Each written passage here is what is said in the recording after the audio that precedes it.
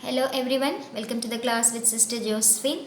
I'm going to deal with class 9 and 10, English 2, Merchant of Venice. In the previous class, we had seen about the characters in Merchant of Venice. Today, we are going to see the summary of this play. Here we go with Merchant of Venice.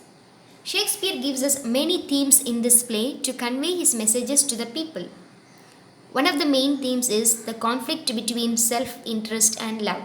The other themes are love is more important than money, mercy is more preferable to revenge, mercy against justice, right to human life, money and morality, and there are also many other themes in this play. Here we go with the summary. A young Venetian Bassanio needs a loan to woo Portia, a wealthy heiress. He approaches his friend Antonio, a merchant. Antonio was short of money because all his wealth was invested in his fleet, which currently at sea.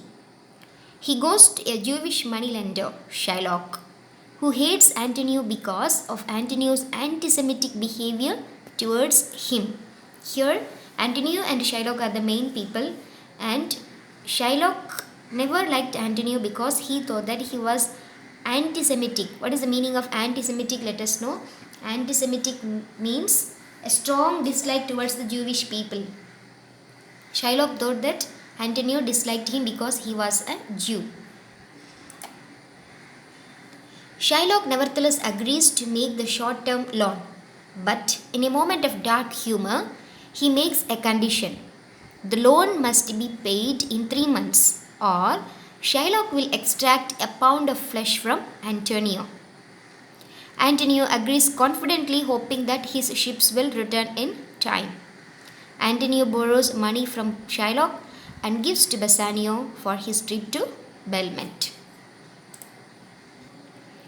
The terms of Portia's father's will is that all the suitors must choose from 3 caskets, one of which contains the portrait of Portia. If the suitor chooses the casket that contains her portrait, he may marry her. If not, he must vow never to marry or court another woman.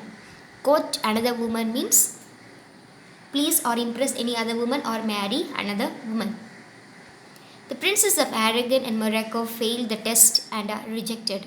Not only the princes of Aragon and Morocco, there were also many other suitors who came and who could not succeed in choosing the correct casket to marry Portia.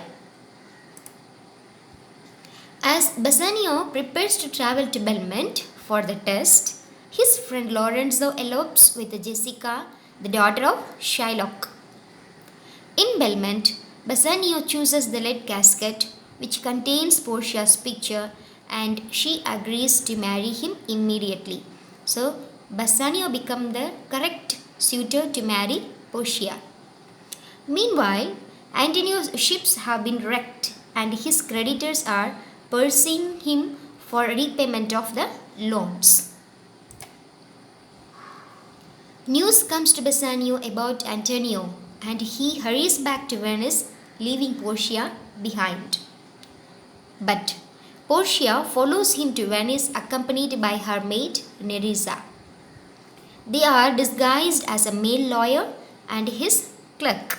This male lawyer is Portia and his clerk is Nerissa. In the court, Shylock demands for the pound of flesh from Antonio, even when Bassanio was ready to pay back. Shylock was infuriated by the loss of his daughter Jessica, seeks revenge on the Christians because Jessica ran away with Lorenzo, who was a Christian. So that is the reason behind he wants to take revenge on the Christians. Portia arrives in her disguise to defend Antonio. In the court, Portia comes as the lawyer for the side of Antonio. Portia decides that Shylock can have a pound of flesh as long as it doesn't draw blood, as it is against the law to shed a Christian's blood. So this was the demand put up by Portia. Shylock can have the pound of flesh, but he should not drop a single drop of blood from the body of Antonio. That was her demand. When Shylock knew that he couldn't have that way.